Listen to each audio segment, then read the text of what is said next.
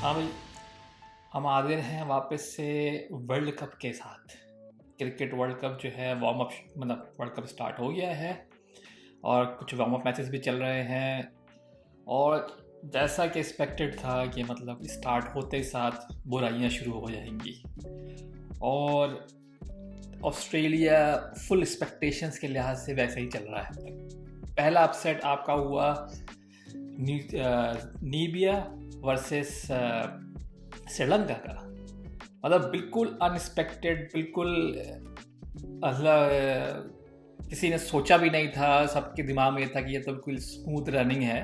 और लेकिन उनके आखिर के दो बैट्समैनों ने श्रीलंका की फुल दबा के बजाई और अच्छा खासा स्कोर खड़ा कर दिया। और फिर उसके बाद श्रीलंका के बैट्समैन इन्होंने कुछ किया ही नहीं, ऊपर से ठका ठका आउट होके बस घर जाने की तैयारी थी, वो चले गए।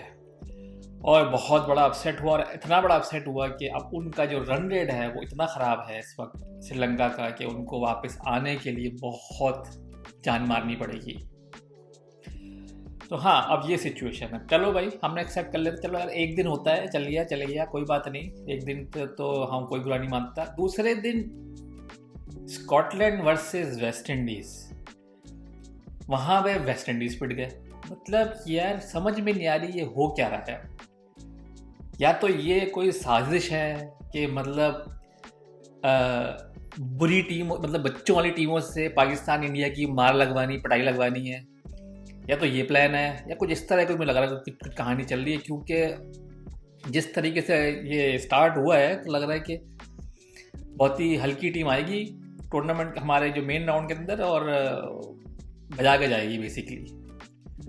पता नहीं यार क्या, किस बारे में क्या किया जाए, क्योंकि लग तो कहीं से ही रहा था कि ये लोग हार सकते हैं यार। ऐसा कोई कोई मतलब पिच में भी ऐसा कुछ नहीं था, कहीं भी ऐसा कुछ नहीं लग रहा था। लेकिन स्टार्ट भी, जैसे फॉर एग्जांपल श्रीलंका ने स्टार्ट भी अच्छा लिया, मतलब उनके आउट कर दिए थे उन्होंने अच्छे खासे। मतलब जो आई थिंक उनके 90 समथिंग पे 5 और बाकी थे, 90 समथिंग पे उनके तकरीबन 6 आउट हो गए थे।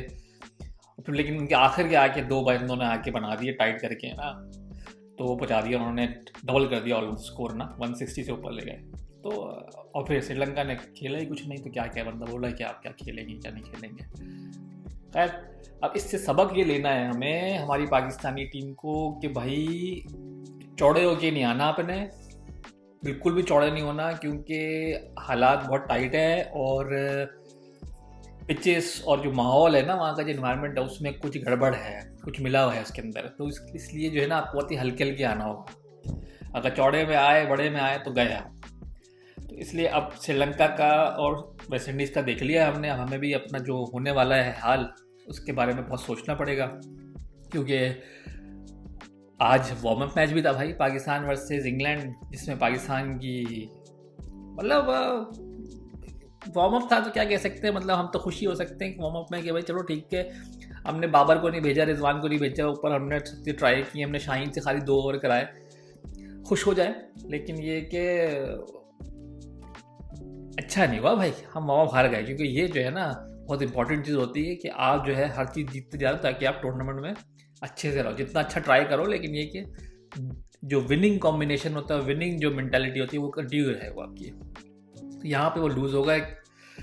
अब हम बोलेंगे यार कोई बात नहीं यार, इंग्लैंड से घर में हारे थे, यहाँ हार गए, कौन सी बड़ी बात है। चलो ये भी सही है यार, ये भी सही है, ये भी थिंकिंग सही है। तो ये कि हमारा जो मैच है वो बड़ा मैच है वीकेंड में। और